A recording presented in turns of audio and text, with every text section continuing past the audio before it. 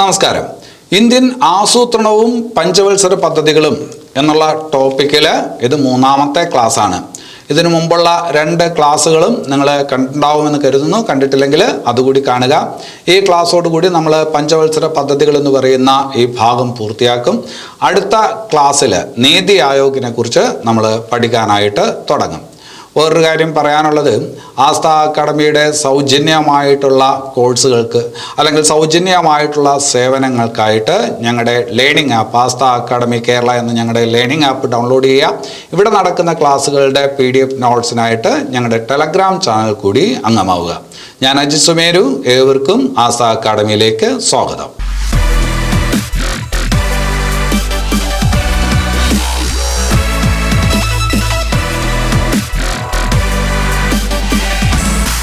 Indian ആസൂത്രണവും പഞ്ചവത്സര പദ്ധതികളും എന്നുള്ള ടോപ്പിക്കിൽ കഴിഞ്ഞ 2 ക്ലാസ്സുകളിലായിട്ട് 7ാം പഞ്ചവത്സര പദ്ധതി വരെയുള്ള കാര്യങ്ങൾ നമ്മൾ പഠിച്ചു. ഇന്നത്തെ ക്ലാസ്സിൽ അതിനുശേഷമുള്ള കാര്യങ്ങളാണ് നമുക്ക് മനസ്സിലാക്കേണ്ടത്, പഠിക്കേണ്ടത്. കഴിഞ്ഞ ക്ലാസ് നമ്മൾ പറഞ്ഞ് അവസാനിപ്പിച്ചത് ഇങ്ങനെയാണ്: 1985 മുതൽ 1990 വരെയുള്ള കാലഘട്ടം, അതാണ് 7ാം പഞ്ചവത്സര പദ്ധതിയുടെ കാലഘട്ടം. 7ാം പഞ്ചവത്സര പദ്ധതി ആവിഷ്കരിച്ച് നടപ്പിലാക്കുന്നത് രാജീവ് ഗാന്ധി ഗവൺമെന്റിന്റെ നേതൃത്വത്തിലാണെന്ന് നമ്മൾ പറഞ്ഞു, അല്ലെ? ഈ 7ാം പഞ്ചവത്സര പദ്ധതിയുടെ മുഖ്യ ലക്ഷ്യം എന്തായിരുന്നു എന്നുള്ളത് നമ്മൾ പറഞ്ഞിട്ടുണ്ട്.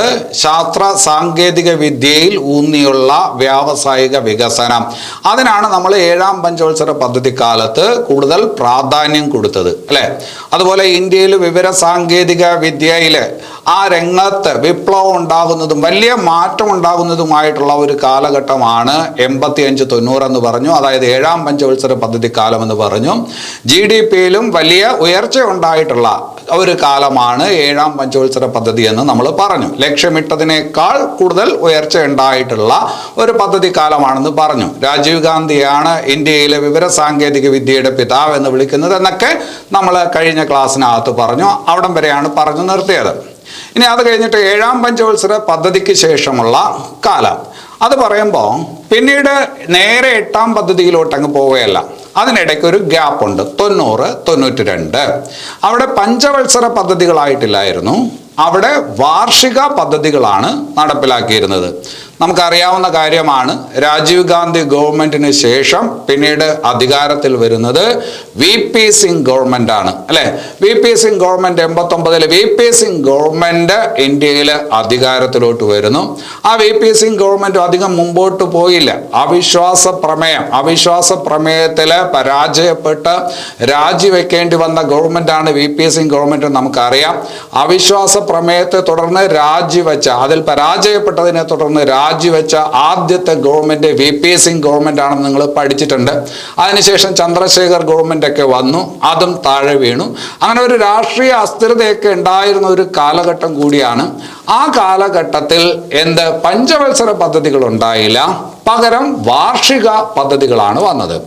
1990 മുതൽ 92 വരെയുള്ള വർഷം കാലം, അതായത് 1990, 91, 92 കാലം വാർഷിക പദ്ധതികളുടെ കാലമാണ്. നമ്മൾ നേരത്തെ പഠിച്ചിട്ടുണ്ട്, 966 മുതൽ 69 വരെ പദ്ധതികളില്ലായിരുന്നു. ആ സമയത്ത് നമ്മൾ എന്ത് പറഞ്ഞു? പ്ലാൻ ഹോളിഡേ എന്ന് പറഞ്ഞു, പദ്ധതികളില്ലായിരുന്നു. അതേസമയം 78-80 പഞ്ചവത്സര പദ്ധതി ആയിട്ടില്ലായിരുന്നു, പകരം ഉണ്ടായിരുന്ന റോളിംഗ് പ്ലാൻ ആണ് എന്ന് പറഞ്ഞു.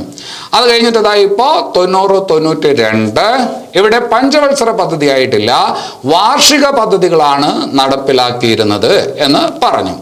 ഈ പറഞ്ഞ കാലഘട്ടത്തിൽ വളരെ പ്രധാനപ്പെട്ട ഒരു സംഭവം നമ്മുടെ രാജ്യത്ത് നടക്കുന്നു. രാജ്യത്തിന്റെ തലവര തന്നെ മാറ്റുന്ന ഒരു പ്രധാനപ്പെട്ട സംഭവം ഈ സമയത്ത് നടക്കാണ്. അത് നിങ്ങൾ ശ്രദ്ധിച്ചു വെക്കണം. അതെന്താണെന്ന് കൂട്ടുകാർക്ക് അറിയാം. പുത്തൻ സാമ്പത്തിക പരിഷ്കാരങ്ങൾ, അല്ലെ? ന്യൂ എക്കണോമിക് പോളിസീസ്, പുത്തൻ സാമ്പത്തിക പരിഷ്കാരങ്ങൾ ഇന്ത്യയിൽ പ്രഖ്യാപിക്കപ്പെടുന്നത് 1991 ജൂലൈയിലാണ്. 1991 ജൂലൈ ആവുമ്പോഴത്തേക്കും രാജീവ് ഗാന്ധിയുടെ മരണത്തിന്, കൊലപാതകത്തിന് ശേഷം നടന്ന തെരഞ്ഞെടുപ്പ്, ആ തെരഞ്ഞെടുപ്പിൽ കോൺഗ്രസ് വൻ ഭൂരിപക്ഷത്തിൽ ജയിച്ച അധികാരത്തിൽ വരും. PV നരസിംഹറാവു ഇന്ത്യയുടെ പ്രധാനമന്ത്രിയായി, അല്ലെ? PV നരസിംഹറാവു ഇന്ത്യയുടെ പ്രധാനമന്ത്രിയായി. ദക്ഷിണേന്ത്യയിൽ നിന്നുള്ള ആദ്യത്തെ പ്രധാനമന്ത്രിയാണ് PV നരസിംഹറാവു എന്നൊക്കെ നിങ്ങൾ പഠിച്ചിട്ടുണ്ട്. PV നരസിംഹറാവു അധികാരത്തിൽ വരും. ആ സമയത്ത് ധനകാര്യമന്ത്രി മൻമോഹൻ സിംഗ് ആയിരുന്നു എന്ന് നിങ്ങൾക്കറിയാം. ആ സമയത്താണ് പുത്തൻ സാമ്പത്തിക പരിഷ്കാരങ്ങൾ ഇന്ത്യയിൽ നടപ്പിലാക്കുന്നത്. അത് പ്രഖ്യാപനം 1991 ജൂലൈയിലാണ്. അപ്പോൾ അവിടെ നിങ്ങൾ മനസ്സിലാക്കി വെക്കേണ്ടത്, പരീക്ഷയ്ക്ക് ചോദിക്കും, പുത്തൻ സാമ്പത്തിക പരിഷ്കാരങ്ങൾ പ്രഖ്യാപിക്കപ്പെട്ടത് ഏത് കാലത്താണ്? അപ്പോൾ 7ാം പദ്ധതി, 8ാം പദ്ധതി, 9ാം പദ്ധതി എന്നൊക്കെ തരും. ശരിയല്ല. ആ സമയത്ത് വാർഷിക പദ്ധതികളാണ് നടപ്പിലാക്കപ്പെടുന്നത് എന്നുള്ളത് ഓർത്ത് വയ്ക്കണം. ഇനി അത് കഴിഞ്ഞിട്ട് പുത്തൻ സാമ്പത്തിക പരിഷ്കാരം ഇന്ത്യയുടെ തലവര തന്നെ മാറ്റിയ പരിഷ്കാരങ്ങളാണെന്ന് ഞാൻ പറഞ്ഞു. അത് പോസിറ്റീവോ നെഗറ്റീവോ എന്തോ ആയിക്കോട്ടെ, എന്തായാലും തലവര മാറ്റിയ പരിഷ്കാരങ്ങളാണ് പുത്തൻ സാമ്പത്തിക പരിഷ്കാരങ്ങൾ. ആ പുത്തൻ സാമ്പത്തിക പരിഷ്കാരങ്ങൾ പ്രഖ്യാപിക്കപ്പെടുന്നതിന് പല കാരണങ്ങളുമുണ്ട്. നമുക്കറിയാവുന്ന കാര്യമാണ്. നമ്മൾ 1951 മുതൽ 90 വരെയുള്ള പഞ്ചവത്സര പദ്ധതികൾ, അതായത് 7 പഞ്ചവത്സര പദ്ധതികൾ, ആ 7 പഞ്ചവത്സര പദ്ധതികളുടെ കാലത്തും, അല്ലെങ്കിൽ ആ പഞ്ചവത്സര പദ്ധതികളിലൂടെ, ആ സമയത്തെ ആസൂത്രണത്തിലൂടെ ഇന്ത്യക്ക് സാമ്പത്തിക വളർച്ച ഉണ്ടായി, ഇന്ത്യ മെച്ചപ്പെട്ടു എന്നത് ശരിയാണ്. പക്ഷേ നമ്മളോടൊപ്പം തന്നെ ഈ സാമ്പത്തിക വികസന പ്രക്രിയക്ക് തുടക്കം കുറിച്ച മറ്റ് രാജ്യങ്ങളുമായിട്ട് താരതമ്യപ്പെടുത്തുമ്പോൾ ഇന്ത്യയുടെ സാമ്പത്തിക വളർച്ച അത്ര മെച്ചമായിരുന്നു എന്ന് പറയാനായിട്ട് കഴിയില്ല. പ്രത്യേകിച്ചും പൂർവേഷ്യൻ രാജ്യങ്ങളുടെ കാര്യം നോക്കുമ്പോൾ നമുക്കറിയാം, സിംഗപ്പൂർ, ഫിലിപ്പൈൻസ്, തായ്വാൻ, തായ്ലൻഡ് പോലുള്ള രാജ്യങ്ങളുടെ സാമ്പത്തിക വളർച്ചയും നമ്മുടെ രാജ്യത്തിൻ്റെ സാമ്പത്തിക വളർച്ചയായിട്ടൊക്കെ താരതമ്യം ചെയ്യുമ്പോൾ നമ്മുടെ സാമ്പത്തിക വളർച്ച അത്ര മെച്ചമായിരുന്നില്ല എന്ന് വേണം കരുതാൻ. അത് മാത്രമല്ല, മറ്റു ചില കാരണങ്ങൾ കൂടിയുണ്ട്. അപ്പോൾ അങ്ങനെ ഒരു സാഹചര്യത്തിൽ നമ്മുടെ രാജ്യത്തിൻ്റെ നയങ്ങളിൽ, സാമ്പത്തിക നയങ്ങളിൽ, വ്യവസായ നയങ്ങളിലൊക്കെ വലിയ മാറ്റം വരുത്തേണ്ടതായിട്ടുള്ള ഒരു ആവശ്യം വന്നു. ആ ഒരു സാഹചര്യത്തിലാണ് പുത്തൻ സാമ്പത്തിക പരിഷ്കാരങ്ങൾ പ്രഖ്യാപിക്കപ്പെടുന്നത്. ഇനി അത് കഴിഞ്ഞിട്ട് വേറൊരു കാര്യമുള്ളത്, ലോകത്ത് മാറിക്കൊണ്ടിരിക്കുന്ന രാഷ്ട്രീയമാണ്. നമുക്കറിയാവുന്ന കാര്യമാണ്, 960 മുതൽ തന്നെ കയറ്റുമതിക്കായിട്ട് നമ്മൾ കൂടുതൽ ആശ്രയിക്കുന്നത് USSRനെയാണ്. കയറ്റുമതിക്കായിട്ട് നമ്മൾ കൂടുതൽ ആശ്രയിക്കുന്നത് USSRനെയാണ്, അല്ലേ?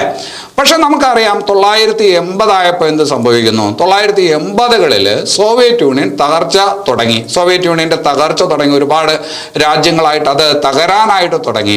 അപ്പം അങ്ങനെ ഒരു സാഹചര്യത്തിൽ നമ്മുടെ കയറ്റുമതിയിൽ വലിയ കുറവുണ്ടായി. അതേസമയം ഇറക്കുമതിയിൽ കുറവും ഉണ്ടായില്ല. നമുക്കറിയാവുന്ന കാര്യമാണ്, കയറ്റുമതിയേക്കാൾ കൂടുതൽ ഇറക്കുമതിയുള്ള ഒരു രാജ്യമാണ് നമ്മുടേത്, അല്ലേ?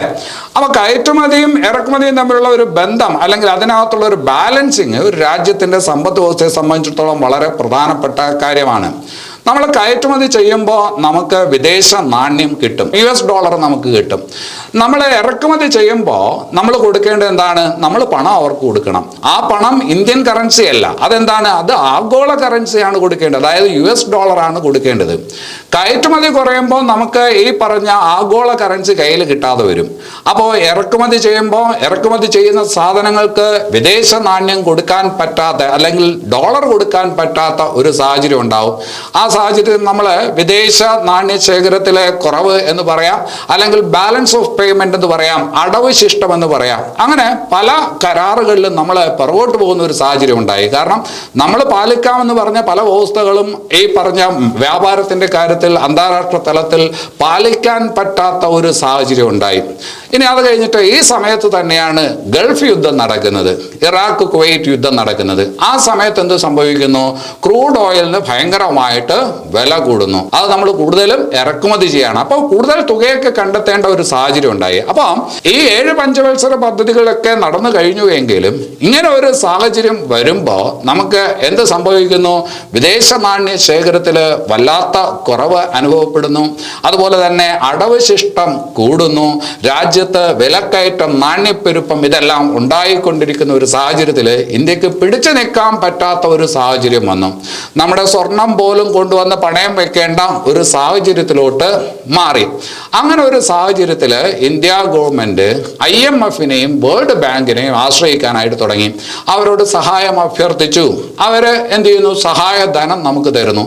ഇന്ന് പാകിസ്ഥാനും ശ്രീലങ്കയും ഒക്കെ ഇത് തന്നെയാണ് അഭ്യർത്ഥിക്കുന്നത്. അങ്ങനെ ഒരു സാഹചര്യം 1990-കളിൽ നമുക്ക് ഉണ്ടായിരുന്നു, 80-കളുടെ അവസാനത്തിൽ നമുക്ക് ഉണ്ടായിരുന്നു. അപ്പോൾ അങ്ങനെ നമ്മൾ IMF-നെയും ലോക ബാങ്കിനെയും എന്തിനു വേണ്ടിയിട്ട് സമീപിക്കുന്നു? ലോണിന് വേണ്ടിയിട്ട് സമീപിക്കുന്നു. അങ്ങനെ IMF-ഉം ലോക ബാങ്കും നമുക്ക് $7 ബില്യൺ കോടി സഹായധനമായിട്ട് അനുവദിക്കുന്നു. അതിൻ്റെ അടിസ്ഥാനത്തിൽ അവരെ സഹായധനമായിട്ട് അനുവദിക്കുന്ന സമയത്ത് കുറേ നിബന്ധനകൾ മുമ്പോട്ട് വയ്ക്കുന്നുണ്ട്. ഇന്ത്യൻ വിപണി തുറന്നു കൊടുക്കുക, സ്വകാര്യവൽക്കരണത്തിനുള്ള സാഹചര്യം ഉണ്ടാക്കുക, ഗവൺമെൻറ് കൂടുതൽ ധനപരമായ കാര്യങ്ങളിൽ കൂടുതൽ സാമ്പത്തിക നിയന്ത്രണങ്ങളുമൊക്കെ ഉണ്ടാക്കുന്നത് ഒഴിവാക്കുക പോലുള്ള പല വ്യവസ്ഥകളും വച്ചിട്ടാണ് നമുക്ക് ഈ IMF-ഉം വേൾഡ് ബാങ്കും ഈ ഇത്രയും കോടി ഡോളർ നമുക്ക് എന്തായിട്ട് തന്നത്? സഹായധനമായിട്ട്, ലോണായിട്ട് തന്നത്. അപ്പോൾ അതിൻ്റെ അടിസ്ഥാനത്തിൽ നമുക്ക് നമ്മുടെ സാമ്പത്തിക നയങ്ങളിൽ, വ്യാവസായിക നയങ്ങളിൽ പല മാറ്റവും വരുത്തേണ്ടതായിട്ട് വന്നു. അതാണ് പുത്തൻ സാമ്പത്തിക പരിഷ്കാരങ്ങൾ. നമ്മൾ പഠിച്ചിട്ടുണ്ട് 1948 ഇന്ത്യയുടെ ആദ്യത്തെ വ്യവസായ നയം, അല്ലേ? 1948 അത് ആ വ്യവസായ നയമൊക്കെ ഏത് സ്വഭാവത്തോടു കൂടിയുള്ളതാണ്? സോഷ്യലിസ്റ്റ് സ്വഭാവത്തോടു കൂടിയുള്ളതാണ്. പൊതുമേഖലാ സ്ഥാപനങ്ങളുടെ സംരക്ഷണത്തിന് വേണ്ടിയിട്ട്, അല്ലെങ്കിൽ അതിനു വേണ്ടിയിട്ടുള്ള സംവരണത്തിന് വേണ്ടി പൊതുമേഖലാ സ്ഥാപനങ്ങൾക്ക് മാത്രമേ ചില വ്യവസായങ്ങൾ ചെയ്യാനായിട്ട് പറ്റൂ, സ്വകാര്യ മേഖലയിലുള്ളവർക്ക് അത് പറ്റത്തില്ല. അപ്പം അങ്ങനെയുള്ള കുറേ നിയന്ത്രണങ്ങളൊക്കെ വച്ചുകൊണ്ടുള്ള വ്യവസായ നയമാണ് നമ്മൾ ആദ്യകാലങ്ങളിൽ ചെയ്തത്. 1956 വ്യവസായ നയവും ഇത് തന്നെയാണ്. ഇന്ത്യയുടെ സാമ്പത്തിക ഭരണഘടന എന്നറിയപ്പെടുന്ന വ്യവസായ നയമാണ്. നമ്മൾ മുമ്പ് ഒരു ക്ലാസ്സിൽ പഠിച്ചിട്ടുണ്ട്. ഇന്ത്യയുടെ സാമ്പത്തിക ഭരണഘടന എന്നറിയപ്പെടുന്ന വ്യവസായ നയമാണ് 1956 എന്ന് പഠിച്ചിട്ടുണ്ട്. നമ്മൾ ഇന്ത്യയിലെ വ്യവസായങ്ങൾ എന്ന് പറയുന്ന ഒരു ടോപ്പിക് പഠിച്ചിട്ടുണ്ട്. അതിനകത്ത് പറഞ്ഞതാണ് 1956 വ്യവസായ നയം ഇന്ത്യയുടെ സാമ്പത്തിക ഭരണഘടന എന്നറിയപ്പെടുന്നു. ബൈബിൾ ഓഫ് സ്റ്റേറ്റ് ക്യാപിറ്റലിസം എന്നറിയപ്പെടുന്ന ഏതാണ് വ്യവസായ നയവും 1956 വ്യവസായ നയമാണെന്ന് പറഞ്ഞു. വ്യാവസായിക സമാധാനത്തിന് വേണ്ടിയിട്ടുള്ള, മത്സരം ഒഴിവാക്കാൻ വ്യാവസായിക സമാധാനത്തിന് വേണ്ടിയിട്ടുള്ള ശ്രമം എന്ന് വിശേഷിപ്പിക്കപ്പെട്ട വ്യവസായ നയമാണ് 1956 വ്യവസായ നയം എന്ന് പറഞ്ഞു. ഞാൻ പറഞ്ഞു വരുന്നത്, ഇത്തരം വ്യവസായ നയങ്ങൾ ഒക്കെ സോഷ്യലിസ്റ്റ് പാറ്റേണിലുള്ളതായിരുന്നു. ഏതാണ്ട് പൊതുമേഖലയുടെ സംരക്ഷണത്തിനും സംവരണത്തിനും വേണ്ടിയിട്ടുള്ളതായിരുന്നു. അതിൽ നിന്നൊക്കെ നമ്മൾ മാറി ചിന്തിക്കാൻ തുടങ്ങുന്നത് പുത്തൻ സാമ്പത്തിക പരിഷ്കാരങ്ങൾ വരുമ്പോഴാണ്. അതായത് സ്വകാര്യ മേഖലയ്ക്കും വളരുന്നതിനുള്ള ഒരു അവസരം ഉണ്ടാക്കി കൊടുക്കുന്നതിന് വേണ്ടിയിട്ട് ഒരുപാട് ഉദാരവൽക്കരണ പരിപാടികൾ നമ്മൾ നടപ്പിലാക്കി. അതിനെക്കുറിച്ചൊക്കെ വേറൊരു ക്ലാസ്സിൽ വിശദമായിട്ട് പറയാം. പുത്തൻ സാമ്പത്തിക പരിഷ്കാരങ്ങളെ കുറിച്ച് പ്രത്യേകം ഒരു ക്ലാസ് എടുക്കാം, അതിനകത്ത് വിശദമായിട്ട് പറയാം.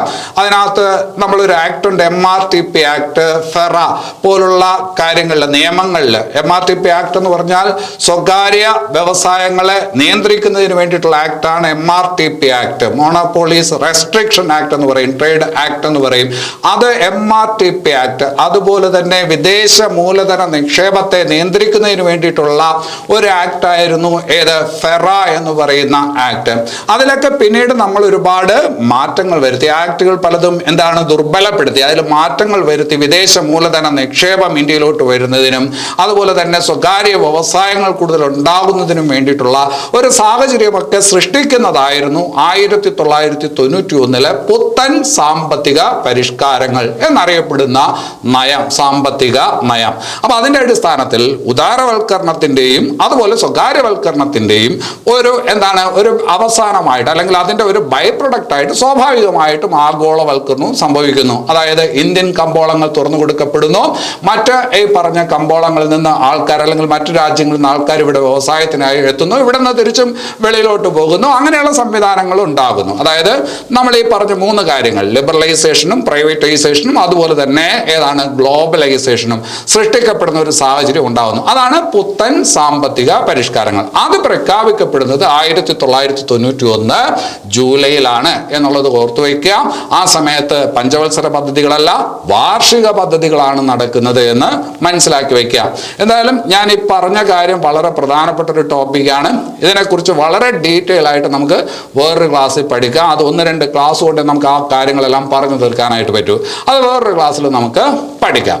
ഇനി അത് കഴിഞ്ഞിട്ട് ഈ പറഞ്ഞ 90-92 വാർഷിക പദ്ധതികളാണ് നടപ്പിലാക്കിയിരുന്നെന്ന് പറഞ്ഞു അല്ലെ. ഇനി അത് കഴിഞ്ഞ് 8ാം പഞ്ചവത്സര പദ്ധതിയുടെ കാലം ഏതാണ്? 92 മുതൽ 97 വരെയാണ് അല്ലെ.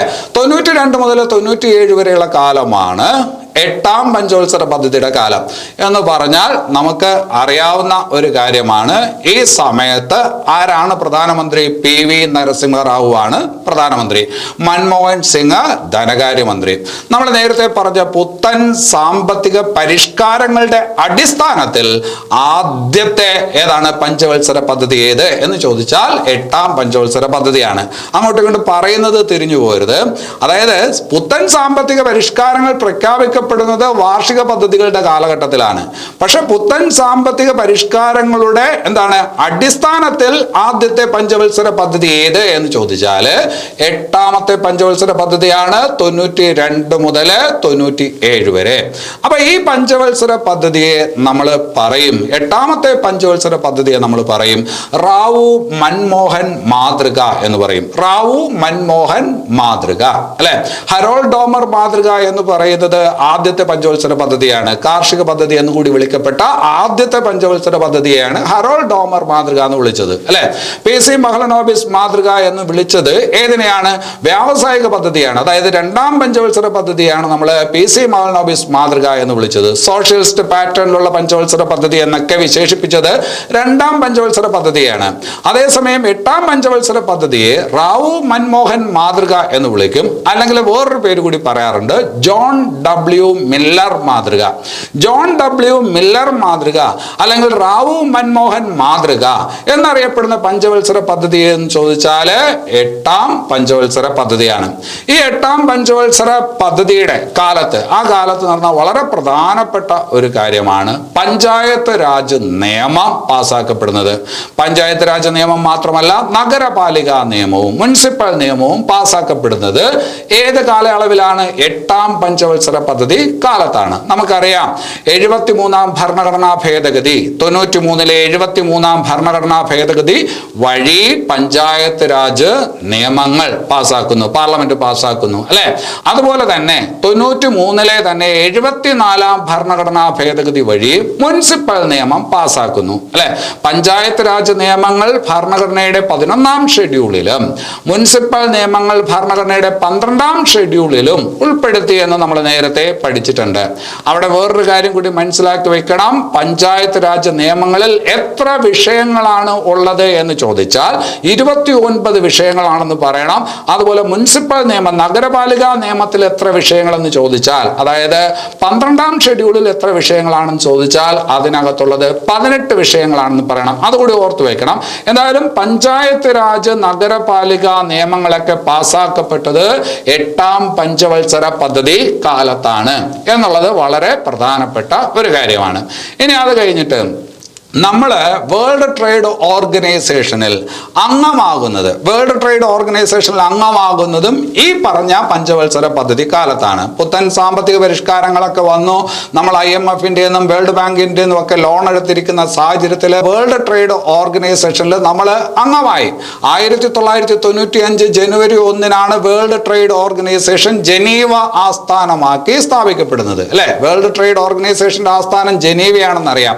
ജനീവ ആസ്ഥാനമാക്കി വേൾഡ് ട്രേഡ് ഓർഗനൈസേഷൻ രൂപീകരിക്കപ്പെടുന്നത് 995 ജനുവരി 1-നാണ്. അന്ന് തന്നെ നമ്മൾ അതിനകത്ത് അംഗമാവുകയും ചെയ്തു. അവിടെ വേറൊരു കാര്യം കൂടി ഓർത്തു വെക്കണം. ഈ വേൾഡ് ട്രേഡ് ഓർഗനൈസേഷൻ ഒരു മുൻഗാമിയുണ്ട്. അതാണ് ഗാട്ട് കരാർ എന്ന് പറയും. 1948 വളരെ കുറച്ച് രാജ്യങ്ങൾ അംഗമായിട്ടുള്ള വ്യാപാരത്തിന് വേണ്ടിയിട്ടുള്ള ഒരു സംവിധാനമായിരുന്നു, അല്ലെങ്കിൽ അത്തരത്തിലുള്ള ഉടമ്പടികൾ ചേർന്ന ഒരു സംവിധാനമായിരുന്നു ഗാട്ട് കരാർ. അത് 1948-ലാണ്. ഗാട്ട് കരാർ വരുന്നത് 1948 അതിന് പിന്നീട് മാറ്റം സംഭവിച്ചുണ്ടാകുന്ന ഒരു സംഘടനയാണ് വേൾഡ് ട്രേഡ് ഓർഗനൈസേഷൻ. 1995 ജനുവരി 1 വളരെ പ്രധാനപ്പെട്ടതാണ്. അത് 8ാം പഞ്ചവത്സര പദ്ധതി കാലത്താണ് ലോകത്തുണ്ടാവുന്നത്, നമ്മൾ അതിനകത്ത് അംഗമാകുന്നത് എന്നുള്ള കാര്യം അവിടെ ഓർത്തു വയ്ക്കുക. ഇനി അത് കഴിഞ്ഞിട്ട് 8ാം പഞ്ചവത്സര പദ്ധതി കാലത്ത് വളർച്ചാ നിരക്ക് നമ്മൾ ലക്ഷ്യമിട്ടത് 5.6%. സാമ്പത്തിക വളർച്ച നമ്മൾ ലക്ഷ്യമിട്ടത് 5.6 പക്ഷെ നമുക്ക് 6.78% വളർച്ച കൈവരിക്കാനായിട്ട് പറ്റി. അതായത് ലക്ഷ്യമിട്ടതിൽ കൂടുതൽ വളർച്ച കൈവരിക്കാനായിട്ട് പറ്റി. അപ്പൊ അത് ശ്രദ്ധിച്ചു വെച്ചോണം. 1ാം പഞ്ചവത്സര പദ്ധതി കാലത്ത് ലക്ഷ്യമിട്ടതിനേക്കാൾ കൂടുതൽ വളർച്ച നമ്മൾ നേടിയിട്ടുണ്ട്. അതുപോലെ തന്നെ 5ാം പദ്ധതിക്കാലത്ത്, 6ാം പദ്ധതിക്കാലത്ത്, 7ാം പദ്ധതിക്കാലത്ത്, 8ാം പദ്ധതിക്കാലത്ത് ഈ പറഞ്ഞ 5 പദ്ധതികളാണ് ലക്ഷ്യമിട്ടതിനേക്കാൾ കൂടുതൽ വളർച്ച നേടിയത് എന്ന് ഓർത്തു വയ്ക്കുക. ബാക്കിയുള്ള പദ്ധതികൾ ലക്ഷ്യമിട്ടതിനേക്കാൾ കുറച്ച് വളർച്ചയാണ് കൈവരിച്ചിരുന്നത് എന്നുള്ളത് ശ്രദ്ധിച്ചു വയ്ക്കുക. ശരി, ഇനി അത് കഴിഞ്ഞിട്ട് 9ാം പഞ്ചവത്സര പദ്ധതി. 9ാം പഞ്ചവത്സര പദ്ധതിയുടെ കാലം നമുക്ക് മനസ്സിലാവും. ഇനി തുടർച്ചയായിട്ട് പറഞ്ഞാൽ മതി, ഇനി ഗ്യാപ്പ് ഒന്നുമില്ല. 97-2002 9ാമത്തെ പഞ്ചവത്സര പദ്ധതി അല്ലെ. 97-2002 ഒരുപാട് രാഷ്ട്രീയ അനിശ്ചിതത്വമൊക്കെയുള്ള ഒരു കാലമാണ്. AB വാജ്പേയിയുടെ ഗവൺമെന്റ് വരുന്നു, 13 ദിവസം അദ്ദേഹം പ്രധാനമന്ത്രിയായിട്ടിരിക്കുന്നു, രാജിവെക്കുന്നു. അങ്ങനെ ഒരുപാട് നാടകീയമായ സംഭവങ്ങളൊക്കെ നടക്കുന്ന ഒരു പഞ്ചവത്സര പദ്ധതി കാലമാണ് 9ാം പഞ്ചവത്സര പദ്ധതി കാലം. 97-2002 97-2002 അപ്പൊ 97 എന്ന് പറയുമ്പോൾ നമുക്കറിയാം 47 നമുക്ക് സ്വാതന്ത്ര്യം കിട്ടിയത്. ഇപ്പൊ 50 കൊല്ലമായി അല്ലെ. അപ്പോ ഈ ഭാഗത്ത് ചോദിക്കാൻ കൊള്ളാവുന്ന ഒരു ചോദ്യം, സ്വാതന്ത്ര്യത്തിന്റെ 50ാം വാർഷികത്തിൽ നിലവിൽ വന്ന പഞ്ചവത്സര പദ്ധതി ഏത് എന്ന് ചോദിച്ചാല് 9ാം പഞ്ചവത്സര പദ്ധതിയാണ്. 9ാം പഞ്ചവത്സര പദ്ധതി. ഇനി അത് കഴിഞ്ഞിട്ട് ഇതിന്റെ ലക്ഷ്യം ഒന്ന് ശ്രദ്ധിച്ചു വെക്കണം. സാമൂഹ്യ നീതിയിലും തുല്യതയിലും അധിഷ്ഠിതമായിട്ടുള്ള വികസനം. സാമൂഹ്യ നീതിയിലും തുല്യതയിലും അധിഷ്ഠിതമായിട്ടുള്ള വികസനം ലക്ഷ്യം വച്ച പഞ്ചവത്സര പദ്ധതി എന്ന് ചോദിച്ചാൽ 9ാമത് പഞ്ചവത്സര പദ്ധതിയാണ്. സാമൂഹ്യ നീതിയിലും തുല്യതയിലും അധിഷ്ഠിതമായിട്ടുള്ള വികസനം ലക്ഷ്യം വെച്ച പദ്ധതിയാണ് ഏത്? 9ാം പഞ്ചവത്സര പദ്ധതി. 97-2002 കാലഘട്ടത്തിൽ, അതായത് സ്വാതന്ത്ര്യത്തിന്റെ 50ാം വാർഷികത്തിൽ പ്രഖ്യാപിക്കപ്പെട്ട പഞ്ചവത്സര പദ്ധതി. ഈ പഞ്ചവത്സര പദ്ധതിയുടെ കാലഘട്ടത്തിൽ സംഭവിച്ച വളരെ പ്രധാനപ്പെട്ട കാര്യങ്ങൾ ശ്രദ്ധ വേണം. ഒന്ന്, കുടുംബശ്രീ. കുടുംബശ്രീ ഉദ്ഘാടനം ചെയ്യപ്പെടുന്നത് നമുക്കറിയാം 1998 1998 മെയ് മാസം 17-ാം തീയതിയാണ് കുടുംബശ്രീ പദ്ധതി മലപ്പുറത്ത് അന്നത്തെ പ്രധാനമന്ത്രി AB വാജ്പേയി എന്ത് ചെയ്യുന്നത്? ഉദ്ഘാടനം ചെയ്യുന്നതെന്ന് നമുക്കറിയാം. ആ കുടുംബശ്രീ പദ്ധതി ഉദ്ഘാടനം ചെയ്യപ്പെടുന്നത് ഏത് പദ്ധതി കാലത്താണ്? ഈ പറഞ്ഞ 97-2002 9ാമത് പഞ്ചവത്സര പദ്ധതി കാലത്താണ്. അതുപോലെ തന്നെ ഭക്ഷ്യസുരക്ഷാ പദ്ധതികളും ഒക്കെ പ്രഖ്യാപിക്കപ്പെട്ട ഒരു കാലം കൂടിയാണ് അന്ത്യോദയ. അന്ത്യോദയ അല്ലെ, അന്ത്യോദയ, അന്നപൂർണ പോലുള്ള പദ്ധതികൾ. അന്ത്യോദയ, അന്നപൂർണ പോലുള്ള പദ്ധതികൾ ആവിഷ്കരിക്കപ്പെട്ടതും നടപ്പിലാക്കപ്പെട്ടതും പ്രഖ്യാപിക്കപ്പെട്ടതും ഏത് പഞ്ചവത്സര പദ്ധതി കാലത്തെന്ന് ചോദിച്ചാൽ 9ാം പഞ്ചവത്സര പദ്ധതി കാലത്താണ്. അപ്പൊ 9ാം പഞ്ചവത്സര പദ്ധതിയുടെ കാലം ഏത്? 97-2002 50ാമത് വാർഷികം. ഇന്ത്യയുടെ 50ാമത്തെ സ്വാതന്ത്ര്യ വാർഷികത്തിൽ പ്രഖ്യാപിക്കപ്പെട്ട പദ്ധതി അല്ലെ. സാമൂഹ്യ നീതിയിലും തുല്യതയിലും അധിഷ്ഠിതമായിട്ടുള്ള വികസനം. ആ വികസനം ലക്ഷ്യം വെച്ച പഞ്ചവത്സര പദ്ധതി അല്ലെ. കുടുംബശ്രീ പദ്ധതി ഉദ്ഘാടനം ചെയ്യപ്പെടുന്നു. അന്ത്യോദയ, അന്നപൂർണ പദ്ധതികൾ പ്രഖ്യാപിക്കപ്പെടുന്നു. ഇതെല്ലാം ഏത് പദ്ധതി കാലത്താണ്? 9ാം പഞ്ചവത്സര പദ്ധതി കാലത്താണ്. അതുപോലെ പരീക്ഷയ്ക്ക് ചോദിച്ചിട്ടുണ്ട്, സ്ത്രീ ശാക്തീകരണം മുഖ്യ ലക്ഷ്യമായി സ്വീകരിച്ച പഞ്ചവത്സര പദ്ധതി ഏതെന്ന് ചോദിച്ചിട്ടുണ്ട്. 9ാം പഞ്ചവത്സര പദ്ധതി എന്ന് PSC ആൻസർ കൊടുത്തിട്ടുണ്ട്. സ്ത്രീ ശാക്തീകരണത്തിന് പ്രാധാന്യം കൊടുത്ത പദ്ധതി ഏത് എന്ന് പരീക്ഷയ്ക്ക് ചോദിച്ചിട്ടുണ്ട്. അത് 9ാം പഞ്ചവത്സര പദ്ധതിയാണ്. പക്ഷെ ഒരു കാര്യം മനസ്സിലാക്കി വെക്കണം, 9ാമത്തെ പദ്ധതിയിലും 10ാമത്തെ പദ്ധതിയിലും സ്ത്രീ ശാക്തീകരണത്തെ കുറിച്ച് പറയുന്നുണ്ട്. അപ്പൊ 9ാം പദ്ധതിയിലും 10ാം പദ്ധതിയിലും സ്ത്രീ ശാക്തീകരണത്തെ കുറിച്ച് പറയുന്നുണ്ട്. എന്തായാലും കുടുംബശ്രീ ഉദ്ഘാടനം ചെയ്യപ്പെട്ട എന്നുള്ള രീതി രീതിയിൽ നമുക്ക് വേണമെങ്കിൽ 9ാം പദ്ധതിക്ക് കൂടുതൽ സ്ട്രെസ് കൊടുക്കാം. അപ്പോൾ സ്ത്രീ ശാക്തീകരണം ലക്ഷ്യം വെച്ച പദ്ധതിയാണ് 9ാം പഞ്ചവത്സര പദ്ധതി എന്ന് നമുക്ക് പറയാം. ഇനി അത് കഴിഞ്ഞിട്ട് ഈ പദ്ധതിയെ വേറെ രീതിയിൽ കൂടി വിളിക്കും ജനകീയ പദ്ധതി. ജനകീയ പദ്ധതി എന്നറിയപ്പെടുന്ന പദ്ധതി എന്ന് ചോദിച്ചാലും 9ാമത് പഞ്ചവത്സര പദ്ധതിയാണ്. ജനകീയ പദ്ധതി 9ാം പഞ്ചവത്സര പദ്ധതി. ഈ പദ്ധതി കാലത്ത് ലക്ഷ്യമിട്ട വളർച്ചാ നിരക്ക് 6.5 ആണ്. പക്ഷെ നേടിയതോ 5.4%. 6.5% വളർച്ച ലക്ഷ്യം വെച്ചു, 5.4% വളർച്ചയാണ് നമുക്കുണ്ടായത്. നമുക്ക് ഈ കാലഘട്ടം നോക്കുമ്പോൾ തന്നെ അത് മനസ്സിലാവും. കാരണം രാഷ്ട്രീയമായിട്ടുള്ള അനിശ്ചിതത്വം നമ്മുടെ രാജ്യത്തുണ്ടെങ്കിൽ അത് പല രീതിയിൽ നമ്മുടെ സാമ്പത്തിക വളർച്ചയെ എന്ത് ചെയ്യും, ബാധിക്കും. സ്ഥിരതയില്ലാത്ത സർക്കാരുകളാണെങ്കിൽ തീർച്ചയായിട്ടും അത് നമ്മുടെ സാമ്പത്തിക വളർച്ചയെ ബാധിക്കും. അതൊക്കെ നമുക്ക് ഇതിൽ നിന്ന് വായിച്ചെടുക്കാനായിട്ട് പറ്റും. അപ്പോൾ 6.5% ലക്ഷ്യം വെച്ചത് 5.4% നേടിയുള്ളൂ. അതുകൊണ്ടാണ് ഞാൻ പറഞ്ഞത് 1, 5, 6, 7, 8 പദ്ധതികൾ മാത്രമാണ് ലക്ഷ്യമിട്ടതിനേക്കാൾ കൂടുതൽ സാമ്പത്തിക വളർച്ച നേടിയത്. ഇനി അത് കഴിഞ്ഞിട്ട് 10ാം പഞ്ചവത്സര പദ്ധതി. 10ാം പഞ്ചവത്സര പദ്ധതിയുടെ കാലം അതിനുശേഷമുള്ള 5 കൊല്ലം 2002 മുതൽ 2007 വരെയാണ്. ഏത് 10ാം പഞ്ചവത്സര പദ്ധതിയുടെ കാലം അല്ലെ, 2002 മുതൽ 2007 വരെ. ഈ പഞ്ചവത്സര പദ്ധതിയെ നമ്മൾ പറയും കേരള മോഡൽ പഞ്ചവത്സര പദ്ധതി എന്ന് പറയും.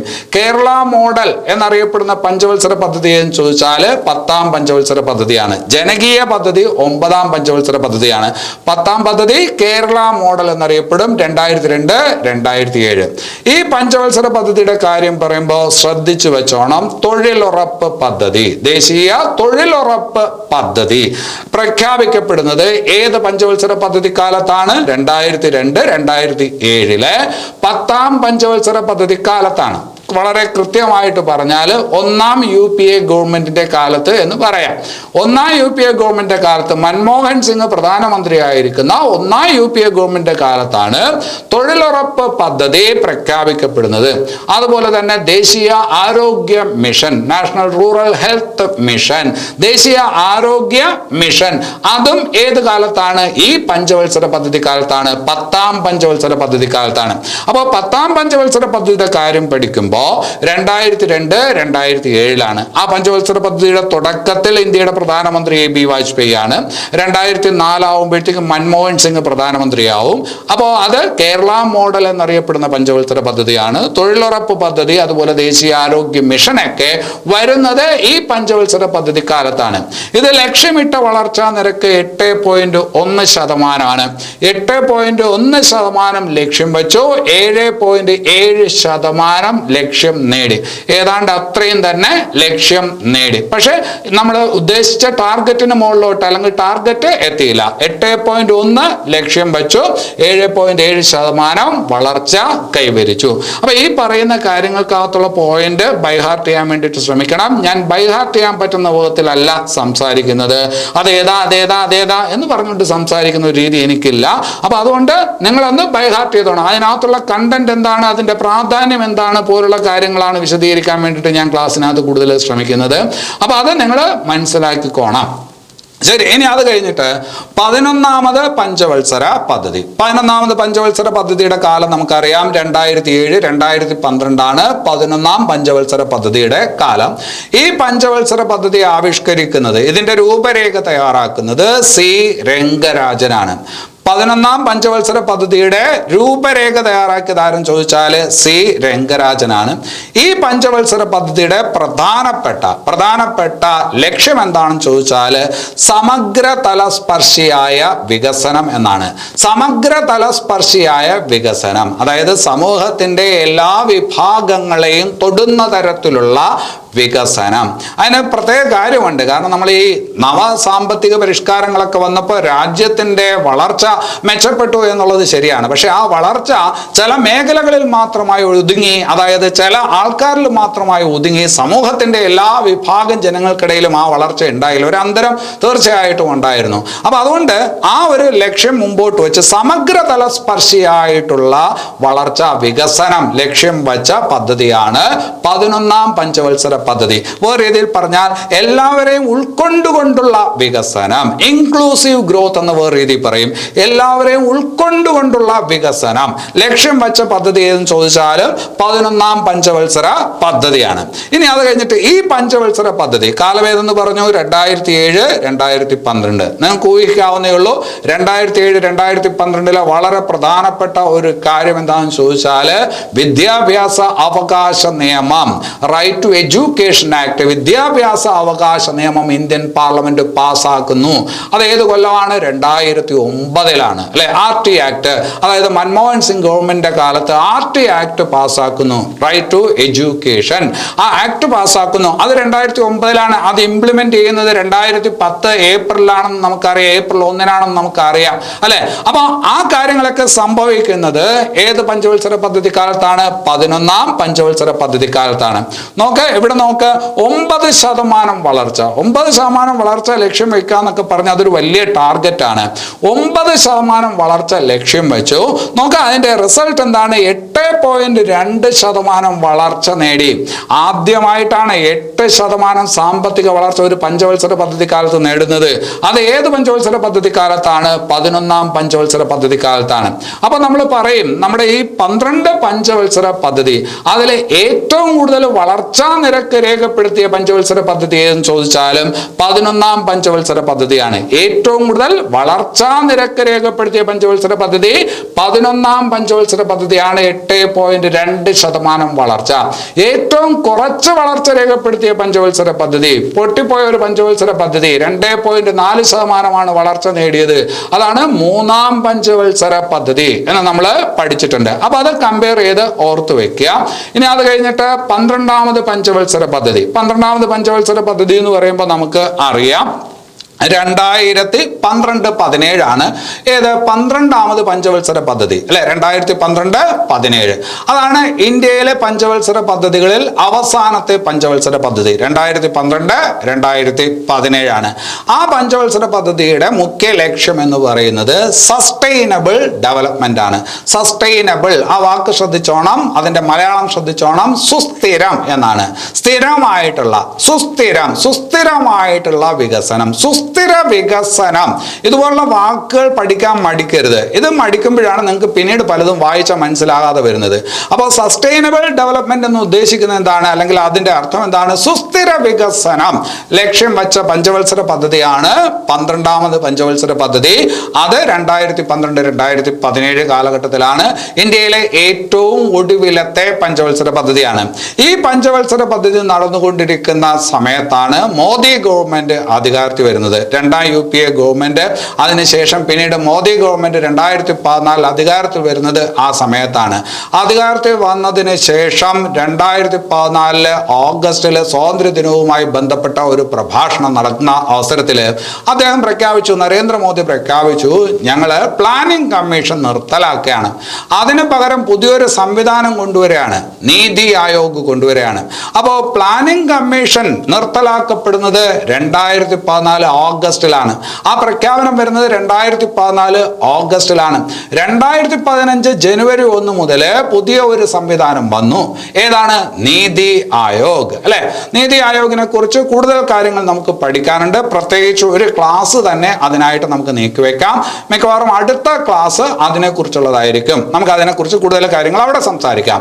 എന്തായാലും പ്ലാനിംഗ് കമ്മീഷൻ 2014 നിർത്തലാക്കുന്നു. 2014 ഓഗസ്റ്റിൽ ആ പ്രഖ്യാപനം വരുന്നു. എന്തായാലും അവസാനത്തെ പഞ്ചവത്സര പദ്ധതി എന്ന് ചോദിച്ചാൽ ഏത് പദ്ധതിയാണ്? അത് 12ാമത്തെ പഞ്ചവത്സര പദ്ധതി. ലക്ഷ്യം സസ്റ്റൈനബിൾ ഡെവലപ്മെന്റ്. അപ്പോൾ 12 പദ്ധതികളുമായി ബന്ധപ്പെട്ട ഒരു ഏകദേശ ധാരണ നിങ്ങൾക്ക് കിട്ടിയിട്ടുണ്ടെന്ന് വിശ്വസിക്കുന്നു. ഇതിൽ നിന്ന് നിങ്ങൾ കുറെ കാര്യങ്ങൾ മനസ്സിലാക്കിയിട്ടുണ്ട്. പക്ഷെ ഞാൻ ഉദ്ദേശിക്കുന്നത് 12 പദ്ധതികളെ കുറിച്ചുള്ള ഒരു ഐഡിയ കിട്ടി, എന്താണ് ആസൂത്രണം, എന്താണ് ഇതുകൊണ്ട് ഉദ്ദേശിച്ചത് എന്നുള്ളതിനെ കുറിച്ചുള്ള ഒരു ഏകദേശ ധാരണ നിങ്ങൾക്ക് കിട്ടി. ഇനി നല്ല നല്ല പുസ്തകങ്ങൾ വായിക്കുക, കൂടുതൽ കാര്യങ്ങൾ കണ്ടെത്താനായിട്ട് ശ്രമിക്കുക. ഇതുപോലുള്ള ഒരു യൂട്യൂബ് ക്ലാസ്സിനകത്ത് മിനിമം സമയത്തിനകത്ത് ഒരുപാട് കാര്യങ്ങൾ വിശദീകരിക്കുന്നതിന് തീർച്ചയായിട്ടും ബുദ്ധിമുട്ടുണ്ട്. അപ്പോൾ ആ ബുദ്ധിമുട്ടുകൾക്കൊക്കെ അകത്തൊക്കെ നിന്നുകൊണ്ടാണ് ഇത്രയും കാര്യങ്ങൾ പറഞ്ഞത്. ഇത് മാത്രം പോരാ, കൂടുതൽ കാര്യങ്ങൾ കണ്ടെത്താൻ വേണ്ടി കൂട്ടുകാർ ശ്രമിക്കണം. അതിനുള്ള ജ്ഞാനം, അതിനുള്ള അറിവ് നിങ്ങൾ ഈ പറഞ്ഞ 3 ക്ലാസ്സുകളിലൂടെ നേടിയെടുത്തിട്ടുണ്ട്. ശരി, ഇനി വേറൊരു ഭാഗത്തോട്ട് വരാം. ഒരു റിവിഷൻ ആണ്. നമ്മൾ പറഞ്ഞ 1ാം പഞ്ചവത്സര പദ്ധതി. ആ പഞ്ചവത്സര പദ്ധതി ഹറോൾഡ് ഡോമർ മാതൃക. 2ാം പഞ്ചവത്സര പദ്ധതി എന്താണ്? PC മഹലനോബിസ് മാതൃക. സോഷ്യലിസ്റ്റ് പാറ്റേണിലുള്ള പഞ്ചവത്സര പദ്ധതി എന്ന് പറഞ്ഞു അല്ലെ. പിന്നെ അത് കഴിഞ്ഞിട്ട് ഗാഡ്ഗിൽ യോജന. ഗാഡ്ഗിൽ യോജന എന്ന് പറഞ്ഞത് ഏത് പഞ്ചവത്സര പദ്ധതിയാണ്? 3ാം പഞ്ചവത്സര പദ്ധതി. അതിനെ നമ്മൾ ഗാഡ്ഗിൽ യോജന എന്ന് പറഞ്ഞു. 3ാം പഞ്ചവത്സര പദ്ധതിയെ വേറെ രീതിയിലും പറയാറുണ്ട് ഗാന്ധിയൻ പ്ലാൻ. ഗാന്ധിയൻ പ്ലാൻ എന്നറിയപ്പെടുന്ന പഞ്ചവത്സര പദ്ധതിയും 3ാം പഞ്ചവത്സര പദ്ധതിയാണ്.